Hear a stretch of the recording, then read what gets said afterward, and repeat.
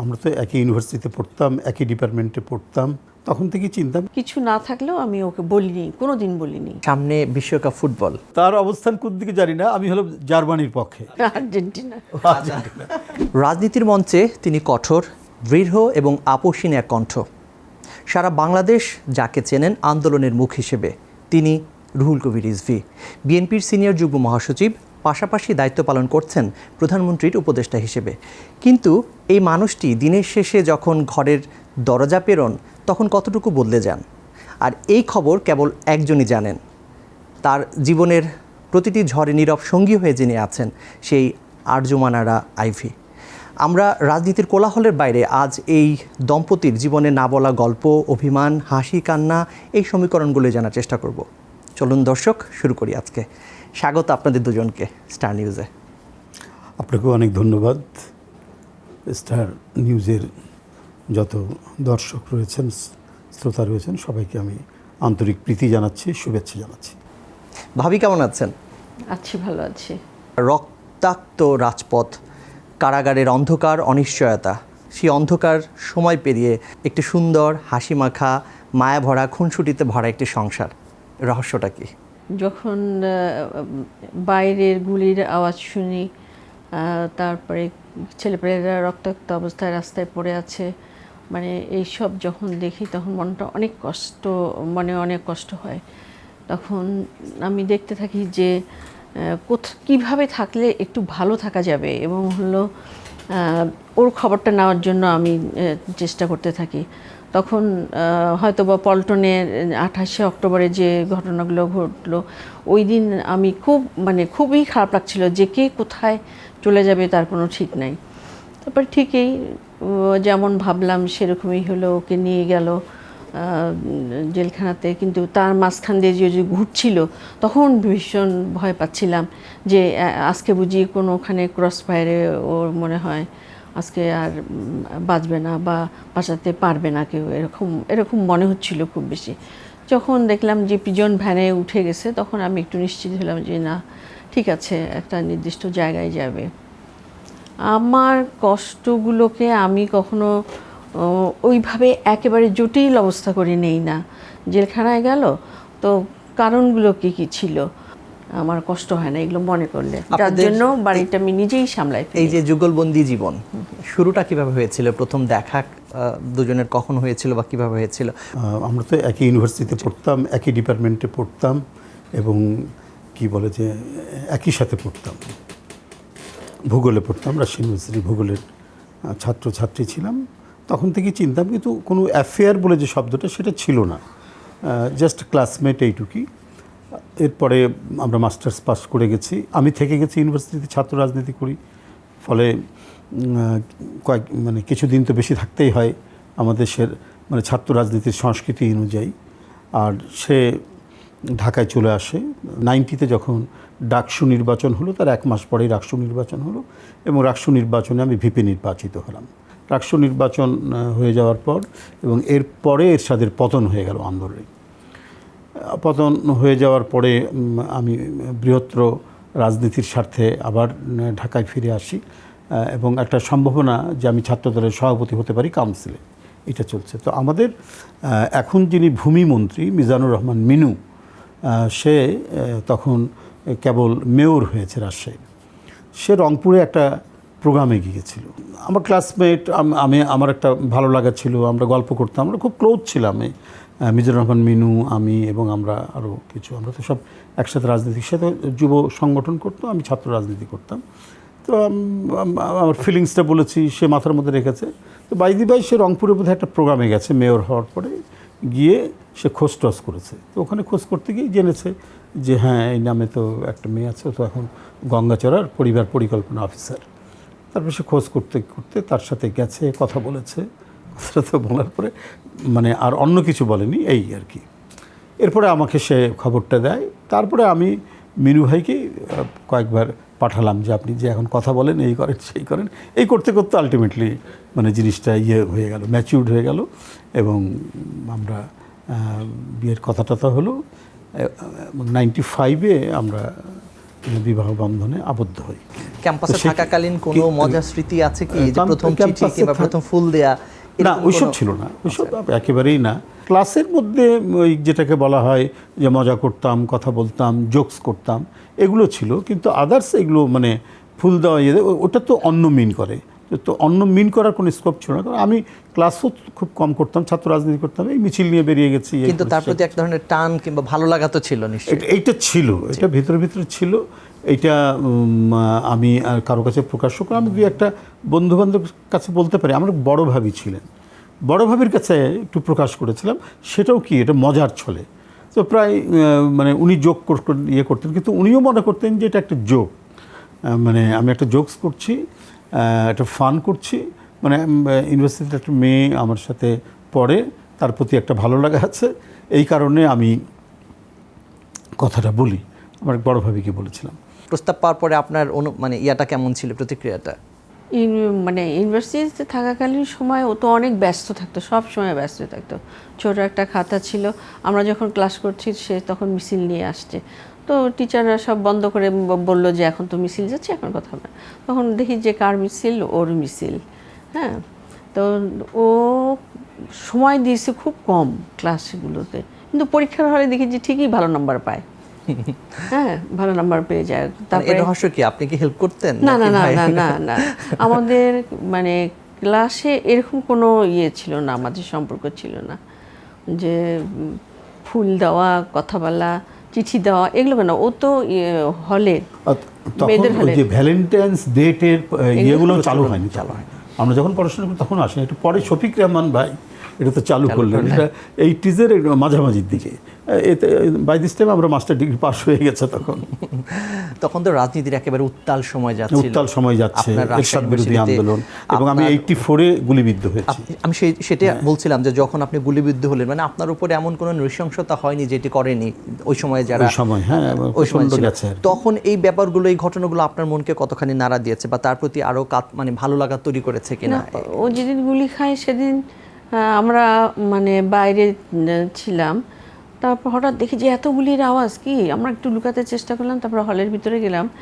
কিছুক্ষণ পর শুনি যে ও গুলি খেয়েছে। তো তখন আমরা জানতাম হলো আমাদের ক্লাসমেট একজন গুলি খেলো, মানে তাহলে কী অবস্থা। আমরা যেতে চাচ্ছিলাম মানে সবাই মিলে হসপিটালে যাব, কিন্তু কোনো ক্রমেই দেখার সুযোগটা আমাদের হলো না।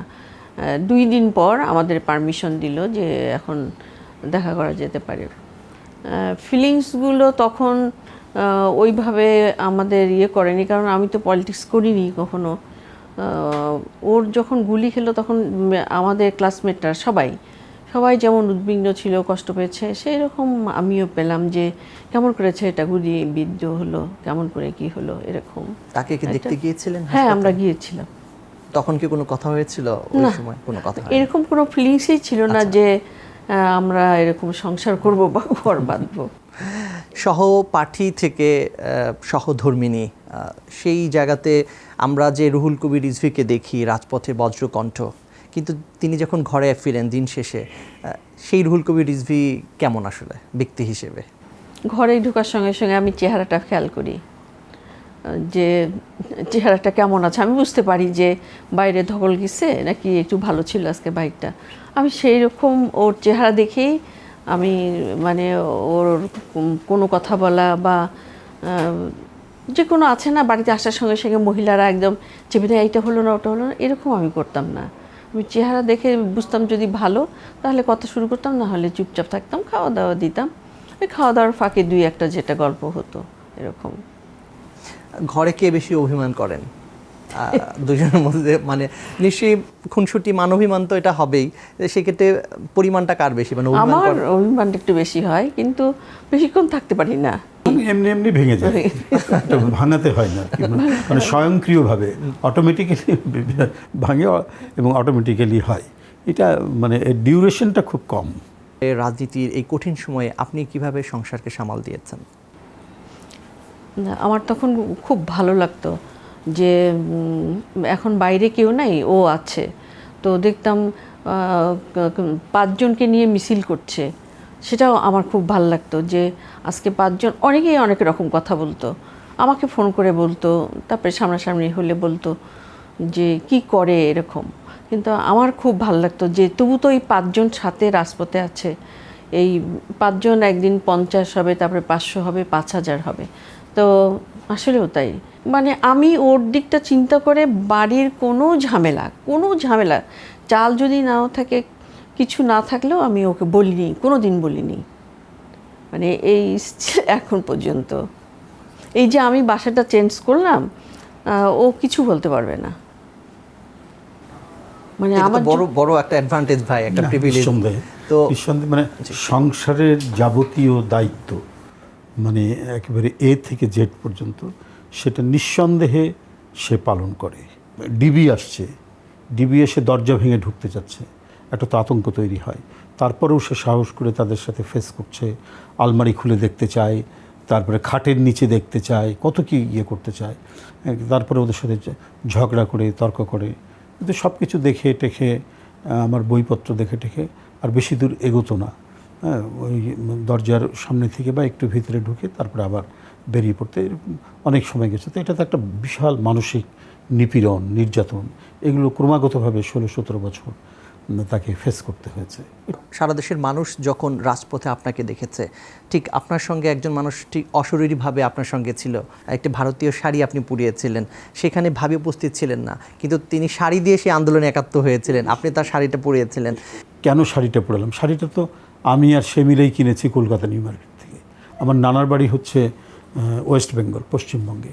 তো এক সময় মানে বিফোর 2013 প্রায় যেতাম, প্রতি বছর যে ঈদের পরে বা ইয়ের পরে যাওয়া হতো আর কি। আমার ছোটো মামা বেঁচে ছিলেন, তো ন্যাচারালি তখন আমরা যেতাম। তো গেলে পরে যাওয়া হয়, গিফট হিসাবে মামার বাড়ি থেকে গিয়ে পেতাম, আমার মামাতো ভাইরা বা এরা শাড়ি দিত, ওকে শাড়ি দিত বা আমাকে শার্ট দিত বা পাঞ্জাবি দিত, এটা যেমন হয় আত্মীয় স্বজনদের মধ্যে। বেশি হাসিনা থাকতেই আন্দোলনটা আমরা শুরু হয়, যে আমরা দেখতে পাচ্ছি যে এত বড় ফ্যাসিস্ট নিপীড়ন করছে তার নিজের জনগণকে, অথচ মানে নিরন্তরভাবে তাকে সমর্থন করে যাচ্ছে পার্শ্ববর্তী সেই দেশটি।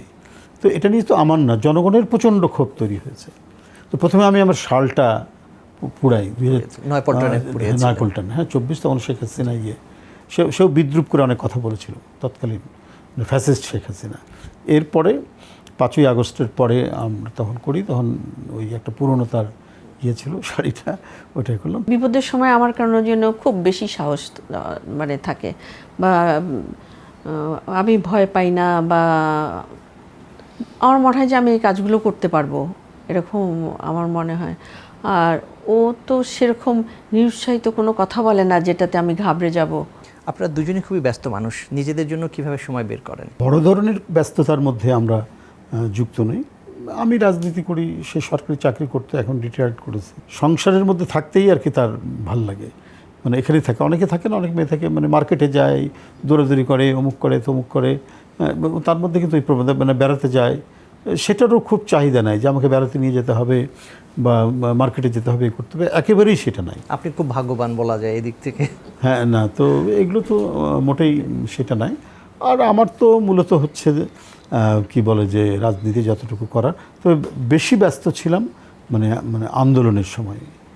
বিরোধী দল যখন বিএনপি ছিল, তখন আমার জানা মতে আমি কখনোই মানে কোনো দিন কোনো কর্মসূচি, যদি অসুস্থ না থাকি, যদি হাসপাতালে না থাকি, কোনো কর্মসূচি আমার যেখানে উপস্থিতি নাই বা যেটাকে আমি সংগঠিত করিনি, এরকম কোনো কর্মসূচি পালিত হয়েছে মানে আমি মনে করিনি আর কি।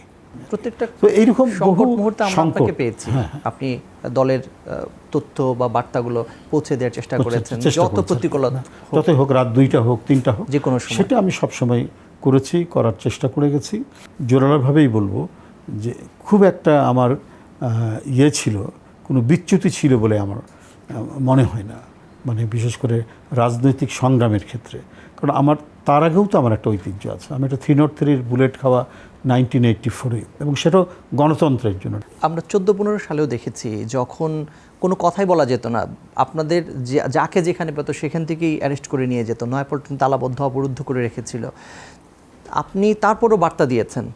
যে চেয়ারপারসন ছিলেন মরহুমা দেশনেত্রী বেগম খালেদা জিয়া, তো আমি এখনও ভুলতে পারবো না তার অপরিসীম সাহস, তার অসাধারণ নেতৃত্ব। 2014-15 সাল পর্যন্ত যে আন্দোলনটা গেছে, সেই আন্দোলনে মানে উনি চাইতেন যে পার্টি অফিসটা যেন কোনোভাবে পুলিশ ওটাকে দখলে না নিতে পারে। এই কারণে ওই যে আমি রূপালী ব্যাংক থেকে ছাত্রকে ঢুকতাম রাত প্রায় যখন পুলিশ ঝিমাতো, এমনও রিস্ক নিয়েছি, ঘিরে রেখেছে, কিন্তু জাস্ট আমি জানি যে 12টার পর থেকে ওদের ঝিমুনি আসে একবার গেটের সামনে। গেটের পিয়নকে বলেছি যে একটু ফাঁক করে রাখবি, আমি গাড়ি থেকে নেমে, সেটাও এক সাংবাদিকের গাড়ি, সাংবাদিক গাড়ি দেখলে খুব একটা ঝামেলা করে না পুলিশ, ওর মধ্যে চুপ করে মাথা নিচু করে রেখে গেটের সামনে ফট করে গাড়িতে থেমে এক দৌড় মোড়ে করেছি। পুলিশ ঘুম ভেঙে উঠতে উঠতেই আমি তখন ভিতরে ঢুকে গেছি। এই ধরনের কঠিন সময়ে যখন ঘরে ফিরে আসতেন দিন শেষে, তখন এসে প্রথম কি বলতেন? আমি নিজেই জিজ্ঞেস করতাম যে আজকে কি হলো, মানে তুমি যে এখানে, আমি দেখতাম যে ও ব্রিফিং করারও একটু জায়গা পেত না, কারো বারান্দায়, কারো বাড়ির দরজার সামনে, একটু বোঝা যাচ্ছে নিজেরাও জানে আর কি গোপনে। আমরাও তো কত জায়গায় গিয়েছি, আমাদের বাড়িওয়ালা তখন আর ঢুকতে দিচ্ছে না বাসায়, যে এটা হলো এটা করা যাবে না, তাহলে এখন আমরা বাড়িতে থাকতে পারবো না। আমি তখন বললাম যে একটাই আশ্রয় মানে স্থল আছে, কাজেই এখানে আর কোনো না, বাইরে কোথাও করো। তখন বাইরে করা শুরু করে দিল। ভাড়া বাসায় থাকি, তো বাসার মালিক এসে চাপ দিত যে এখানে করা যাবে না, মানে কেউ সহযোগিতার হাত বাড়াতো না, বরং কিভাবে নিবৃত্ত করা যায় ইয়ের মধ্যে রাখতো, না হলে বাসা ছেড়ে দিতে হবে হুমকি দিয়ে যেত, করতো। ঘরে কার সিদ্ধান্তটাই শেষ কথা? দুজনেই এক সময় একটাতে আসে। মানে আমরা মানে কোনো বিষয় যে রিজিট থাকা এটা হতে হবে আর এটা হলে হবে না, এরকম কখনো আমরা এটা করি না। সামনে বিশ্বকাপ ফুটবল, হাজব্যান্ড এক দলের সমর্থক ব্রাজিলের হয়তো, কিন্তু ওয়াইফ সেটা হতে পারে। এখানে আপনাদের দুজনের অবস্থান জানতে চাই। না, সেটা হতে পারে, তার অবস্থান কোন দিকে জানি না। আমি হলো জার্মানির পক্ষে, আমি অলওয়েজ জার্মানির পক্ষে, আর ওর সম্ভবত ব্রাজিল না আর্জেন্টিনা, আমি জানি না কোন দিকে। আর্জেন্টিনা। এইখানে একেবারে মানে আছে। কিন্তু রাজনীতির ক্ষেত্রে সে একটা অসাধারণ, সে যদি কোনো রাজনীতি করতো না, আমি কখনো বলিও নি যে করতাম, মানে বিএনপিকে সমর্থন করতে হবে, কেন তুমি বলো না, কেন কি করো না। টেলিভিশন দেখে, নিউজ দেখে, যেটা ভালো যেটা মন্দ নিজের মতো করেই সে গল্প করে, করে, যে স্বামী যেটা বিশ্বাস করে সে পথেই থাকবে। মানে এটা একটা মানে দীর্ঘদিনের আমাদের যে সংস্কৃতিরও তো আবহমান, সংস্কৃতিরও তো মানে সে সন্তান, হ্যাঁ, সেটা আবার লালন করে। যেমন গান্ধী একটি বিখ্যাত ছবি আছে, যখন গান্ধী নামছে তো বোম্বে মানে পোর্টে, সমুদ্র বন্দরে যখন নামছে, তো অনেক সাংবাদিক গেছে, গিয়ে তার স্ত্রীকে বলছে যে তোমার কি মতামত বলো রাজনীতি বা এটা বলে। তো বলছে যে মাই হাজব্যান্ড পথ ইজ মাই পথ। তো তার ব্যাপারেও আমি এটা বলবো যে রাজনীতিক চিন্তাধারার ব্যাপারে যে তার ওই গান্ধীর স্ত্রীর মতোই তার মতামত, যে আমার হাজব্যান্ডের যে পথ আমি সেই পথেই আছি, এখানে আমার ডানে বামে পিছনে অন্য কোনো দিকে আমার কোনো বলার বা কিছু নাই। জীবনের এমন কোনো স্মৃতি কিংবা এমন কোনো ঘটনা আছে কিনা যেটি মনে পড়লে আপনাদের এখনো হাসি পায় কিংবা নীরবে চোখ ভিজে যায়, এরকম কোনো স্মৃতি আছে কি? আছে। ও হচ্ছে অ্যাক্সিডেন্ট করেছিল খুব ভীষণভাবে, তখন ওকে থাইল্যান্ডে আমরা গেলাম। যাওয়ার পরে তো আমরা এখান থেকে যাওয়ার সময় কোনো কাপড় নিতে পারিনি, ওর কোনো কাপড় নেওয়া হয়নি, শুধু একটা চাদর দিয়ে ঢেকে আমরা নিয়ে গেছি। তো ওখানেও ঠিক ওই অবস্থায় থাকতো। ডাক্তার যেদিন বলল যে কাপড়, এই ধরনের কাপড়গুলো কিনতে হবে, একটু আপনারা মানে সব ব্যবস্থা করেন। তো আমি কাপড় কিনতে গেছি, এর মধ্যে যে ওখানকার সিস্টাররা আছে, সিস্টারদেরকেও বলছে যে ম্যাডাম আমার মিসেস তার বয়ফ্রেন্ডের সঙ্গে চলে গেছে। তখন বলছে যে কোথায় গেছে, তখন বলে যে জানি না, তার বয়ফ্রেন্ডের সঙ্গে সে চলে গেছে। এমনভাবে বলছে আর ঠিক বিশ্বাস করে ফেলছে। বিশ্বাস করার পরে তখন আমি যখন কিনে কাপড় টাপড় নিয়ে আসতেছি, ওরা আমার বিশ্বাসে সব চলে আসলো। কী ব্যাপার, তোমার হাজব্যান্ড বলে যে রিজভি বললো যে বয়ফ্রেন্ডের সঙ্গে তুমি চলে গেছো। আমি না বুঝতেই পারছি না ঘটনা। তারপরে ঘরে এসে শুনি যে এগুলোকে এরকম ঘাবড়ায় দিয়ে রাখছে সব সিস্টারদেরকে। মানে এইটাই আমার মনে হলে খুব হাসি পায়। সবচেয়ে বেদনার স্মৃতি আমার যেটা আর কি, সেটা হলো যে আমি যখন গুলিবিদ্ধ হই 1984-এ, ওই গুলিবিদ্ধ হওয়ার সময় প্রথম মানে আমি জানি যে আমি মারা যাচ্ছি, আমি প্রথমে বুঝতে পারিনি, আমি মনে করেছি যে মানে একটা হয়তো সাইডে লেগেছে, কিন্তু পেটের মাঝামাঝি গুলিটা বা তাও 303 এটা তো বাঁচার কথা না, এটা শুনে এসছি। তো আমার এর মধ্যে অপারেশন হয়েছে, কেবল সেন্স ফিরছে। তো এমন সময় ওই কাউকে তো সামনে আসতে দিচ্ছে না, মানে ইয়েতে রেখেছে অবজারভেশন। তো ওই জানালার কাজ দিয়ে মানে ওই রুমটার কাজ দিয়ে শুধু আমার খালা যার বাসায় থাকতেন, যিনি অনেকটা মানুষই করেছেন, তার আর্তচিৎকারটা ভয়ঙ্কর কষ্ট দেয়। এবং তার পরের দিন বহু কষ্ট করে বগুড়া থেকে, তারপর দিন হরতাল ছিল, আমার মা এসছে, তার আর্তচিৎকার, মা এবং খালার আর্তচিৎকারটা আজও যখন মনে পড়ে, আমি এই বেদনা, এই কষ্ট আমি আজও কখনো ভুলতে পারি না। আপনাদের দুজনকে অসংখ্য অসংখ্য ধন্যবাদ, অনেক শুভকামনা, শতায়ু হোক আপনাদের এই যুগল পথ চলা। আপনাকেও ধন্যবাদ, অসংখ্য ধন্যবাদ, আপনাদের গোটা টিমকে ধন্যবাদ যে এইভাবে একবারে বাসায় চলে এসেছেন স্টুডিও থেকে, অনেক কৃতজ্ঞতা। দর্শক, আজকের মতো বিদায় নিচ্ছি, স্টার নিউজের সাথেই থাকুন।